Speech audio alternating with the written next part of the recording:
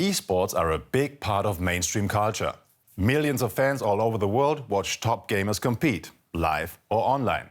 It's a huge market with lots of money, which is why traditional sports clubs are now also getting involved. What does that mean for gamers? Our topic today on Shift.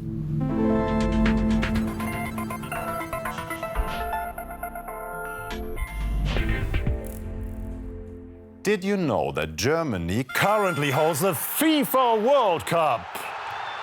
In the real world, our team went out in the first round in 2018. But in the virtual world, we're #1. Mohamed Harkouz from Germany, better known as Mo Oba, became world champion in August at the FIFA E-World Cup, the biggest title in e-soccer. We asked him what he thinks of the latest version of the game, FIFA 20. EA Sports has gathered a lot of feedback from the gaming community on their latest release, FIFA 20. It's a huge difference from FIFA 19.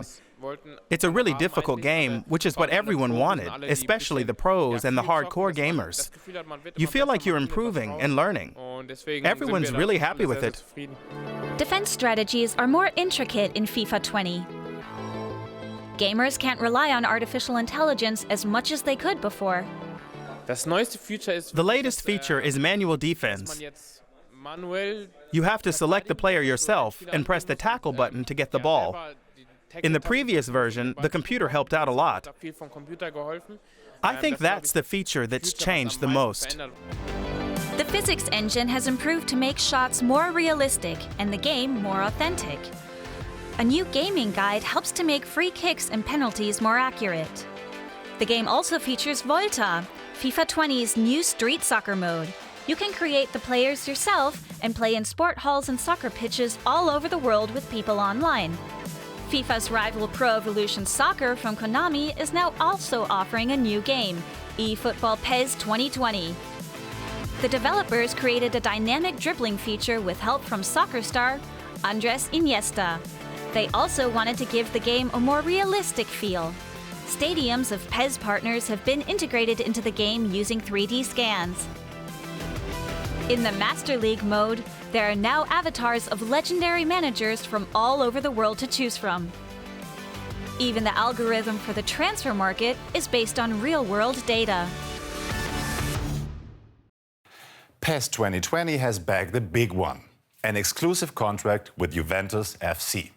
Only PES is allowed to use their name and jersey. In FIFA 20, Juve is called Piemonte Calcio. The big clubs want to profit from virtual soccer, to spread their name in the world of esports and become popular brands there too, and to reach a younger audience. The gaming community also influences the pro soccer players of today, like when they celebrate goals with victory dances from the online game Fortnite. And Arsenal striker Mesut Özil even founded his own team, M10 eSports.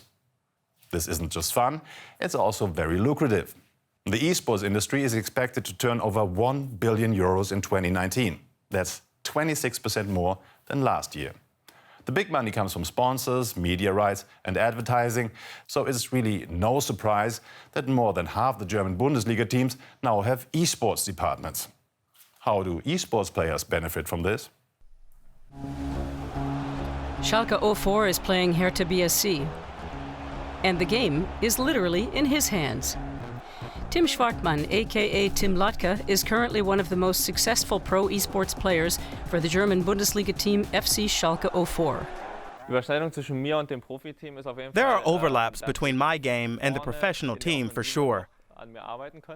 I could definitely improve my offense game if I'm being honest. But at the back, in defense, I'm very good. That's something that Schalke often excels at too. In the virtual Bundesliga, Tim Lotka and his Schalke team are now at position 6 of 22. Playing at this level is a full-time job, and he receives support from the club. It's a great advantage to play for Schalke, starting with the fact that Schalke gave me an apartment that I don't have to take any responsibility for. I can just live there, play and eat. That's a huge perk. And if I have any health problems, like with my back, I can go to a physical therapist. Tim Schwartmann grew up near the Schalke Stadium in Gelsenkirchen in western Germany and has been a fan since childhood. He started out playing real-life soccer on the pitch, but then he developed more of a talent for virtual sports. I really believe in digitalization, with things like live streaming and presenting yourself on social media. The digital world is just generally becoming more important for traditional soccer. I think soccer can learn a lot from eSports, and we can also learn from real soccer. Tim Schwartmann spends half his time on PR, organizing things like friendly matches against professional soccer players or social media activities. His YouTube channel has 180,000 subscribers. He's already proven himself to be a great asset to his beloved team, Schalke 04. Investing in a FIFA team sounds like the logical step for a football club. But FC Schalke 04 has now entered the world of strategy games. It was the first German football club to put together a team for League of Legends, with huge success. They've become one of Europe's top teams and compete in the League of Legends European Championship. We went along to a training session in Berlin. Esports players from South Korea, Romania, Sweden, and Spain are all hard at work. A very different kind of work to the Schalke 04 players out on the pitch. In fact, this game has nothing to do with soccer. Schalke 04 wanted to target new fan groups. People love our teams at League of Legends. It makes them want to become Schalke 04 fans. In fact, FC Schalke is the first Bundesliga team to support a game with absolutely no connection to soccer.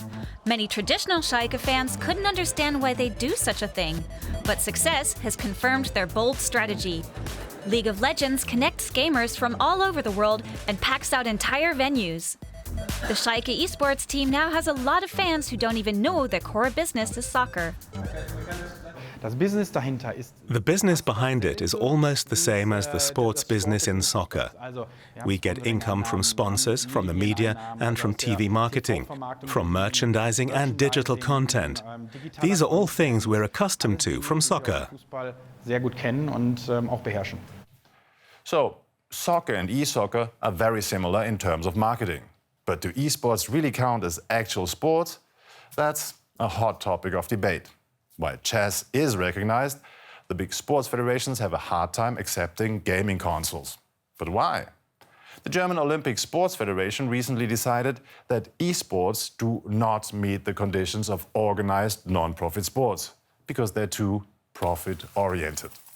The organization also objected to the content of some games that glorify killing. Personally, I think esports is sorely misunderstood. To me, that sounds like a bunch of prejudice. But what does science think? Professor Ingo Frohböse and his team are looking for answers. It's a competition. It's very athletic. Your heart rate goes up, your breathing speeds up, stress levels rise, especially because the game is so relentlessly fast. And it seems so fast because you have asymmetrical movements going on left and right, 200, 300, 400 movements a minute. That's really high performance. And when you also consider the technical, tactical aspects, then you can't deny that this really should be characterized as a sport.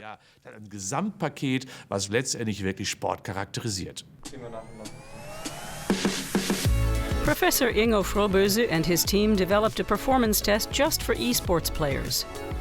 Their cardiovascular levels are measured by a breathing mask while the gamer rides an ergometer. Does being fit make gamers better? You're more resistant to fatigue. You can perform better for longer. That's the first thing. Secondly, you're more stress-resistant. So in risky situations, you're much more resilient, cooler, relaxed, efficient and effective. Thirdly, you can stabilize your body better with active muscles. Your arms are freer if your core is more well-trained. You have quicker reaction times and more flexibility.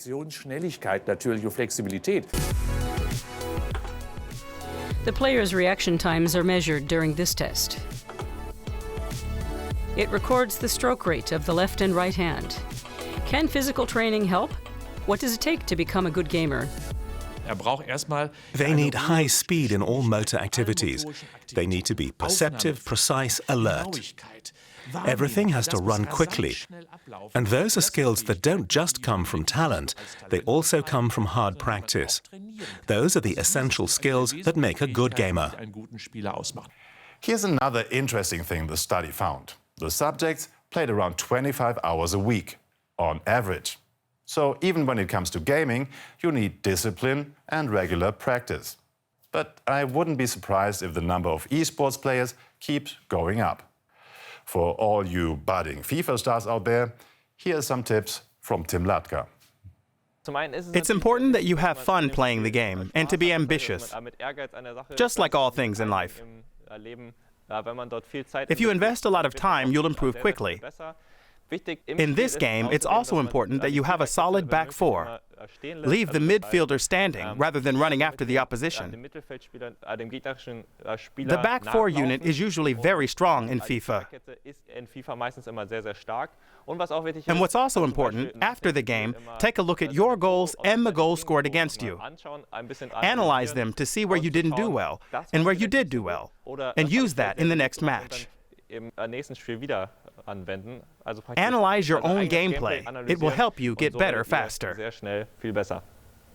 Players at the top of their game get to play against the best in the world. But sadly, the industry still lacks equality. In some areas of Africa and the Middle East, game developers would have to invest in more powerful servers. Without them, the players can't take part in major international tournaments. How big is eSports where you live? Is it still an unknown hobby, or is it all the rage?